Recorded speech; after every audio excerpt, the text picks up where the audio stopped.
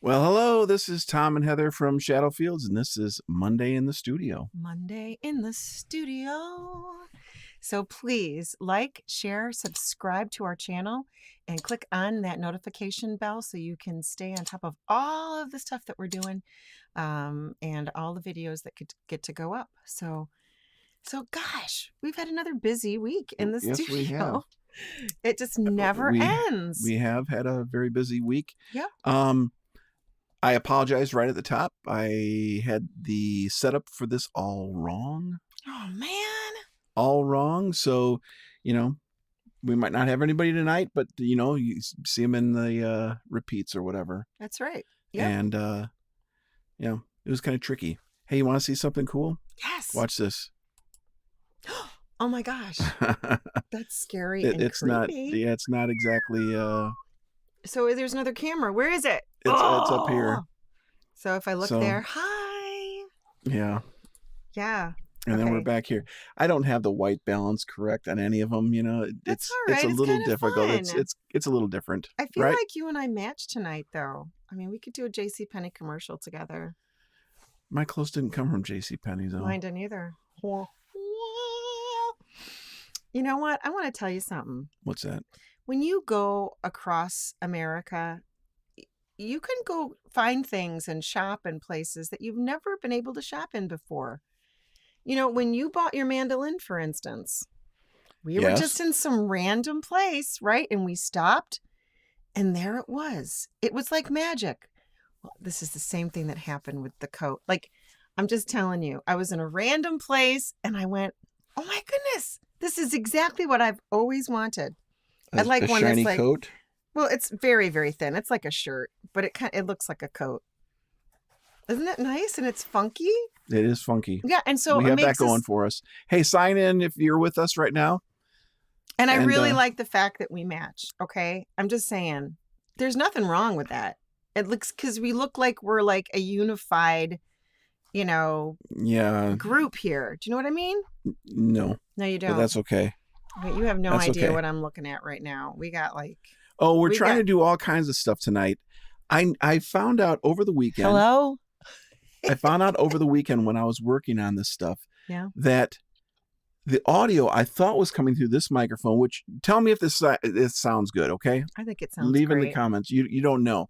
Because the audio that we were getting before was coming off of a webcam. I had not realized that it switched over to the webcam audio. Okay, got it.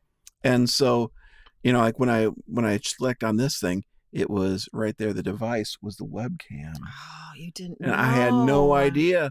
So this is a different microphone, and it would go through a different preamp. Mm-hmm. Everything is completely different. Hopefully it sounds even better than normal. Mm-hmm. Well, you know what? If knowing you, because you do have some ear excellence that other people don't. I think. Well, hopefully. That I'm sure it sounds fantastic. Well. So when we're doing all these kinds of things with YouTube and everything, every day is kind of a learning on what works and what doesn't. So please be patient with us as we're trying to figure out like the other stuff to do on social media. So let's talk about the studio. So we've had a lot of kind of listening time. You've had a lot of mixing and even mastering that happened this week. So let's talk about that.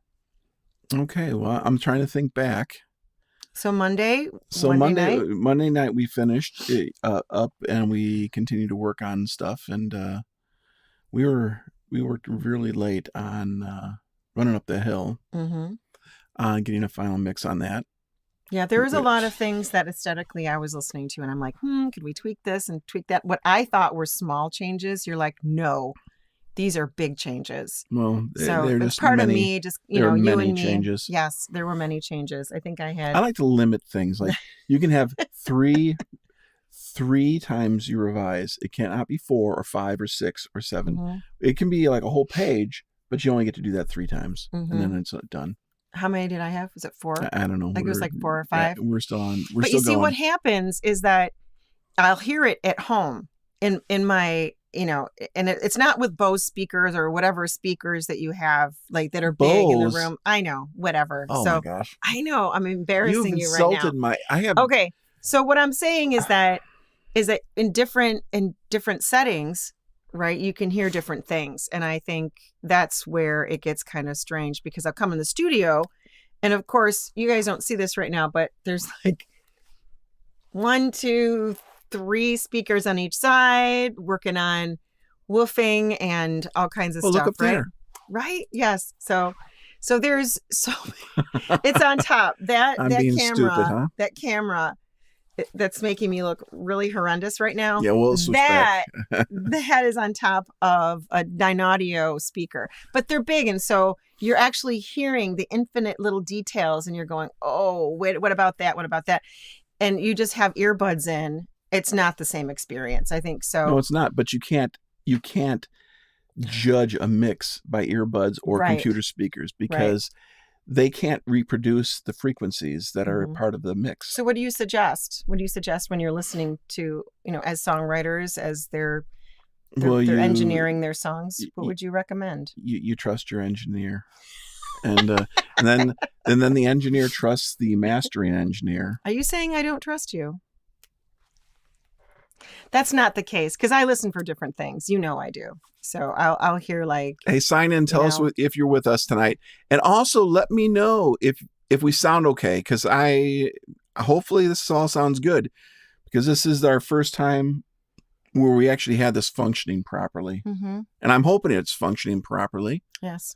Could we get a better stand for this? We will, but this is a temporary thing. So we have a vise sitting on the bench or on the table. Yeah. It's pretty classy. Here we go. It's pretty classy, as you can see. Yes, but he is the other MacGyver that you have not yet met. Thank you, Ashley. Hi, Ashley. It does sound okay. Charlotte. Yeah. So yeah. Excellent. So we do have the McCowan MacGyver here in the studio. Well, I was screwing around with all kinds of stuff yesterday, trying to get. I wanted to switch over to a different camera, but it was stuttery, so I ended up having to hook this one up via USB, and it's not real flattering, because I think we need to have light come from that side in order to light us up properly. I think you need one of these just over on that side. Yes. Yes. Yeah. And this one's kind of this is kind of washed out. This isn't. That's why I wanted to have the better camera. No. Super green. We look super green today. Well, like the color balance isn't right and stuff like that. Yes. But hey, it's just the way it is. Okay. Because we don't have the money to afford a really nice camera. I can spend your money. Can I spend your money? Nah. I was looking at a Panasonic Lumix GH5. Shut up. That's what I would like to. That's what I would like to have. I was looking at that too. They're like $2,500 just for the body. I know, we don't have that. We don't have that kind of money. If I had that kind of money, I'd buy an instrument. If anyone on Facebook Marketplace has one of those, we'll take a GH5. Nobody's going to have that. I know. But the possibility besides you getting the GH5, then you have to get the lens. It doesn't come with a lens. Yeah, it's one thing after another. Oh, absolutely. And then, of course, then it's out of date. As soon as you get it, it's completely out of date, and they'll have the new model coming in. Yeah. I know this. This is trickery. It's just plain trickery. It is. All right. So anyway, working over the week, I worked on Running Up the Hill, and I worked on a song for Young Isaac and Joe Martin, and I worked on that one a lot. And I thought I had it done. I think I don't know what day. I think it was Tuesday, and then feedback came back to you. I think I thought I was done on Thursday night. Yeah, you did. Yeah. And then I got feedback, and then I worked some more on it, and then I worked on it a lot on Saturday, and then I worked on it a lot on Sunday.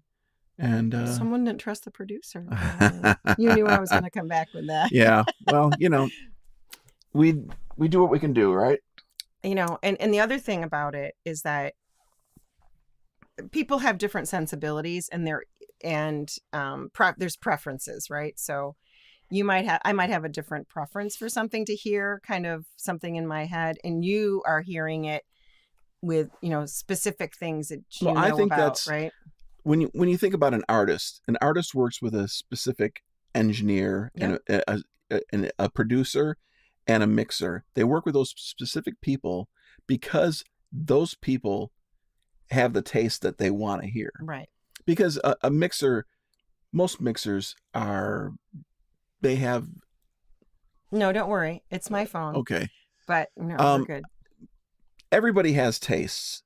And basically, a mixer is selling his taste. Yeah, absolutely. Somebody who mixes is selling his taste. Yeah. Or her taste. Yep. And that's what that's all about. Because there's really no right or wrong. There could be things that people would say, that's not very well done. I don't care for that. Right. But we're talking art. Yes, absolutely. And so it's artistic license, I think. And right? so basically, I get this general framework of, this is the bulk of it. Then it becomes down to the last, 5%. Can you change this? Or right. this one word is lost, or it's that last 5% is the killer, right? Yeah.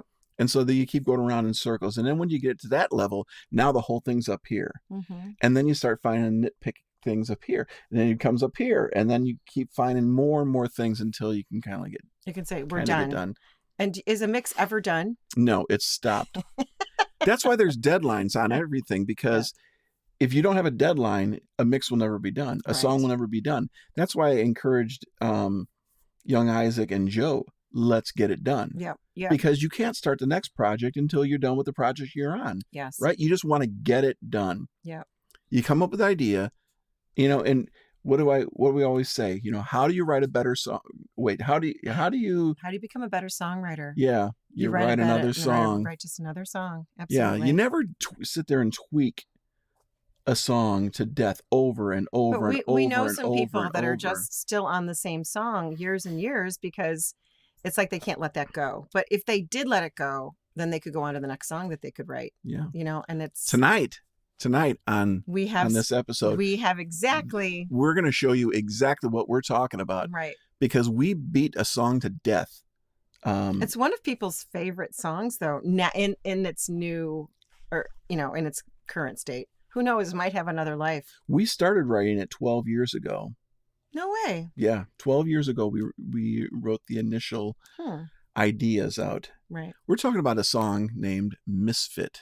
Mm-hmm. A Misfit. Yes. Off the second album, but we wrote it before the first album was even written. Really? Yep. I don't remember that. Yeah. It was It's shocking. Yep, it was 2011, I believe, early 2011 that we started writing it. You had words. At that point, we didn't know where we were going musically. Right. And so we were trying to decide, are we going to be, rocky? Like the first album, the first album had folk. Such a wide variety. Yep. And so when we got to the second album, we still had all these leftover pieces, and A Misfit was one of them. Mm-hmm. And so we had three very distinct stylings of that song. Do you have them? I have them. Shall we listen to them? Yeah, how about that? Why don't we have a listen? It's kind of crazy. I hope you guys are ready for this, all right, I'm going to tell you right off, we're not going to listen to the entire thing of any of these versions. Because some are kind of painful. Okay. When you hear this first one, you'll go, why are we playing that? Don't you have any pride at all? Okay, this is the rock version. Yeah, this is what we originally I don't remember this, so I'm going to be horrified. This is what we came up with originally, and it was all about, it was a guitar thing. It was electric guitars because that's what we were into at that point. That's so crazy. Yeah. Here we go.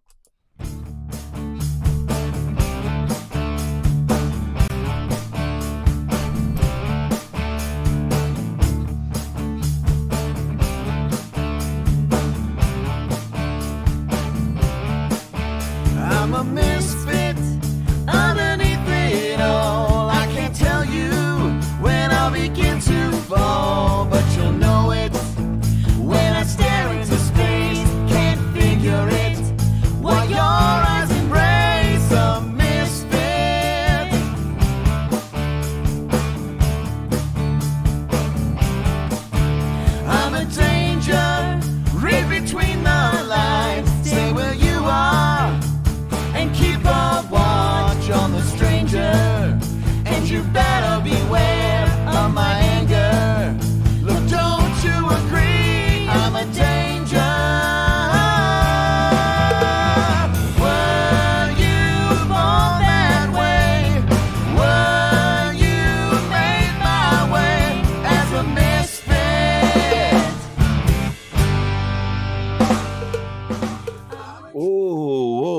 boy.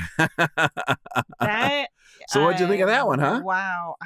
Honestly, I think it's because I don't want to remember it that I don't remember it. That was That something, was, yeah. So Did we ever sing it? Do you remember if we ever sang out with that? oh no. Okay. Because So where did you find that? That was like in some file from. it was buried. It was, Um, yeah. So that was the first go around with it, and it kind of, I think it went it on the took- back burner it for took a long 3 time years before it to come back up again. Yeah.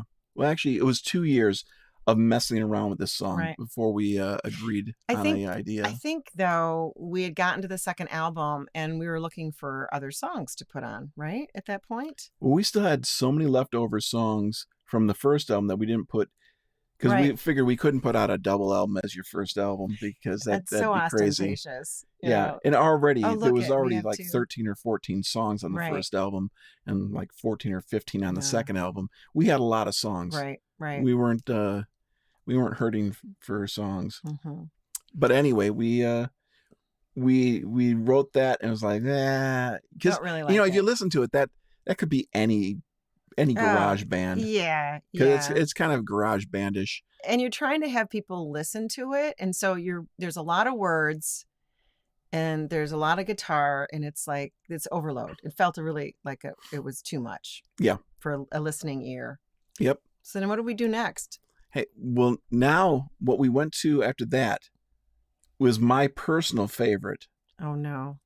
Oh, was this like tingy ding, like things coming in and out? It was my Yeah. typical, popcorn kind of thing, like oh ding, da-da-dang, ching, dang. It was a mandolin, but there was lots of things popping in and out. Piano over here, a little guitar over here. We changed the key from the first time. I don't know what key that was in that we were just playing the song, but we changed the key and redid it. We decided, oh, maybe we'll make it more folksy or whatever. So we did it on mandolin, but still kind of our own unique way. And it sounds a little bit like this.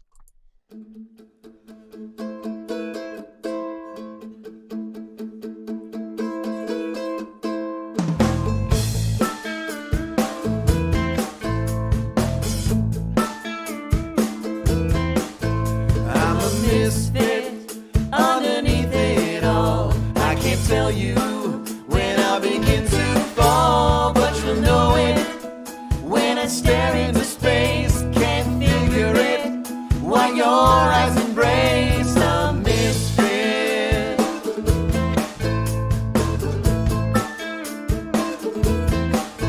I'm a danger, read between the lines, stay where you are and keep a watch on the stranger. And you better beware of my anger. Look, don't you agree? I'm a danger. Were you born that way? Were you made my way as a misfit? I'm a dreamer. Well, what did you think of that? I didn't mind the yeah, that was fun. But the drums, I was like, I don't know. They're fake drums. They're like, but it's not that they were fake. It's just that it was almost, there's all this kind of messaging that's coming through the lyrics, and it should have more of that, less drums, less stuff going around, so you can really dive into those lyrics. That's my personal I could hear idea. that version with the band now. Sure. Yeah. Because Gary would play that guitar thing, but on violin. He'd be like the third voice. He'd do something cooler than that. But that was kind of an interesting thing. Yeah, it was. And so, by the way, the drums are fake drums. They're from a sample library, but I did play them. Yeah. Yeah. So I set out a kit and played them, but at that time we were using electronic kit. That's right. Because it wasn't until the fifth album that we actually had the capability to record that many tracks at a time. That's true. Because typically when we record drums, it's like 14, 15 tracks. We only had 8. Did we only have 8 at that point? No. Incoming. Yes. Incoming to record, we only had 4. Okay. We could only record 4 microphones at the same time back then. Right. It wasn't until, it wasn't until the 5th album that I bought enough recording gear that we were able to do more than that. Right. And then the 6th album was even more than that. And obviously the 7th was insane amounts of gear. Right. Yeah. So this next one, as I recall, we'd been listening to a lot of Civil Wars at that point. Yeah, you guys know who the Civil Wars were. It was a guy and a girl singing a duo, co-lead vocalists. Yeah. Kind of it's kind of a folk. Definitely a folk feel to all their songs. Really hot at that time. They'd gotten a Grammy, and we're trying to pick apart their songs and try to figure out what did people really like about them. And I remember you had your guitar over there and you were just joking around. It was absolutely a joke. It was just a joke. I started going, John Paul White from the Civil Wars has a very distinct junga chicka junga chicka junga chicka junga chick.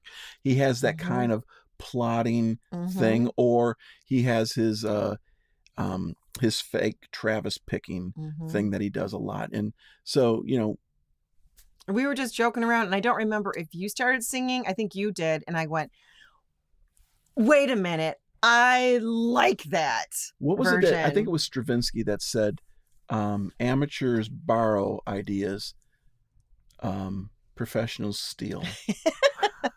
Well, we did steal on, and so we basically stole it because I just started playing that thing, and then because we were standing at the door. You had one foot up or something on there, and I don't know, I might have been playing leaving your or old something. classical guitar, and just right. Jing jing jing, and it was just a joke. And I started singing it, and it was like, whoa, this might be something that we'd like to do. So we're not going to listen to the whole thing, but this was the final idea. So.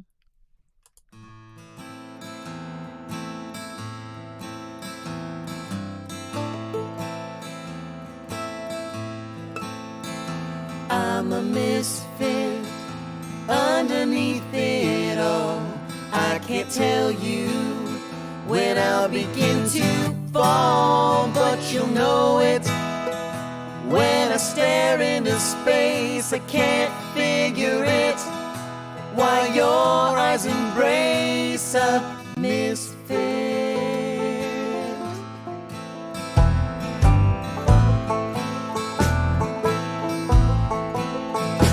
I'm a danger, read between the lines, stay where you are, and keep a watch on the stranger. Oh, you better beware of my anger. Look, don't you agree, I'm a danger.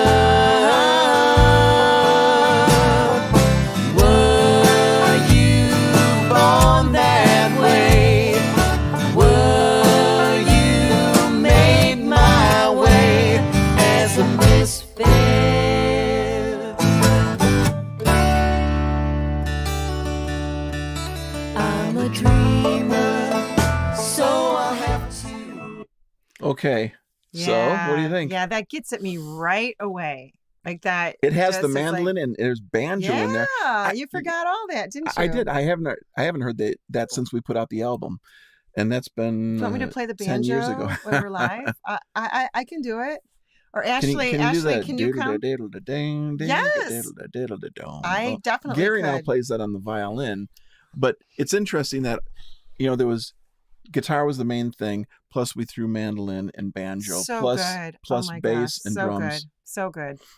Yeah, I feel like, in a lot of ways, sometimes when you come back to these, that you'll hear things that maybe we want to put into the mix when we're doing it live. Well, that was the problem because we wrote that and I was I liked the arrangement so much that I wanted to hear that live, and we were never able to do that because we never had a banjo player.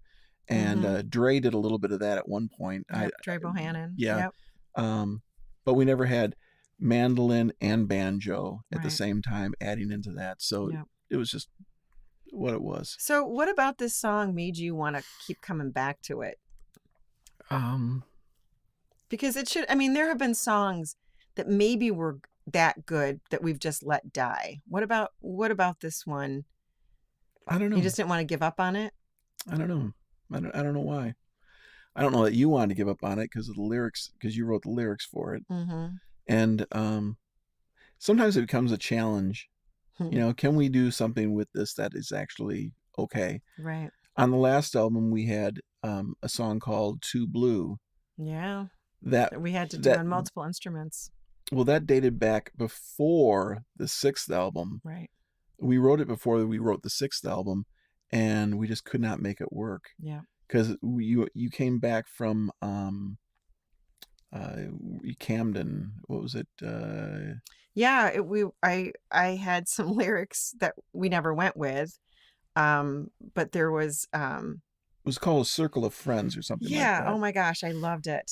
Yeah, I love the song, but we really couldn't make it work. Yeah, we couldn't make it work. It just didn't hang together very well. So, with Too Blue, we ended up writing it multiple times, trying different chord progressions, and eventually, the only thing that coming back was I think I wrote a whole new chorus.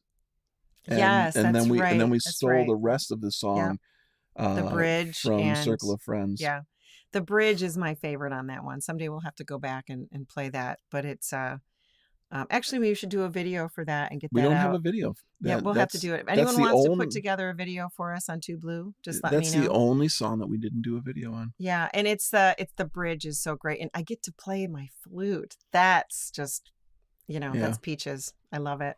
Hey, before gosh, we have 2 more minutes. 2 more minutes. We're gonna play a video right now. This is Misfit in its most basic raw form, warts and all. Here we go.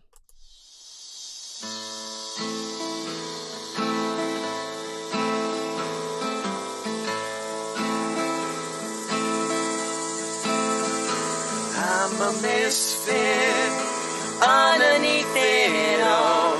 I can't tell you when I'll begin to fall, but you'll know it when I stare into space. Can't figure it why your eyes embrace a misfit.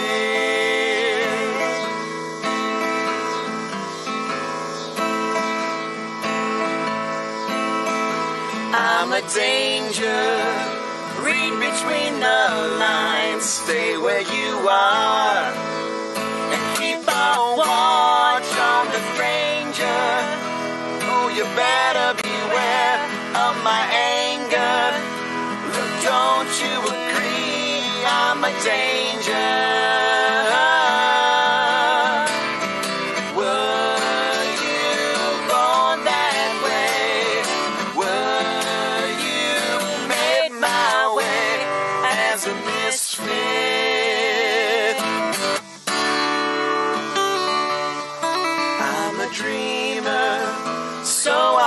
To learn, but till then I have to burn in my own way, do what I do on my own say. Even I gotta pay. I'm a dreamer.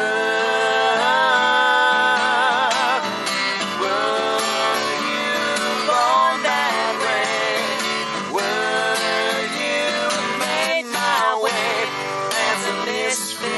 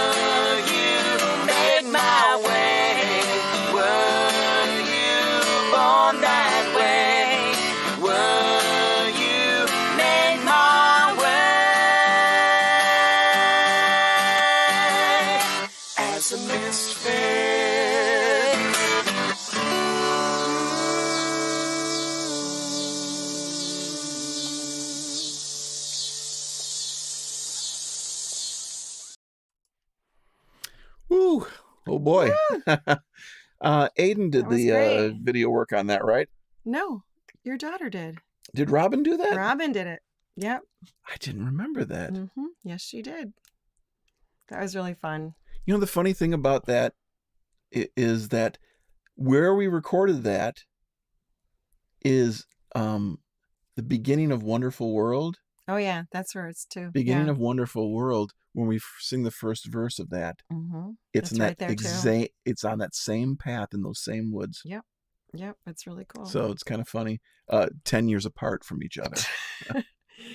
You know, and nobody really understands this from a video perspective, is that, you know, we look like we were so close together, but we were actually farther away from each other than what you think.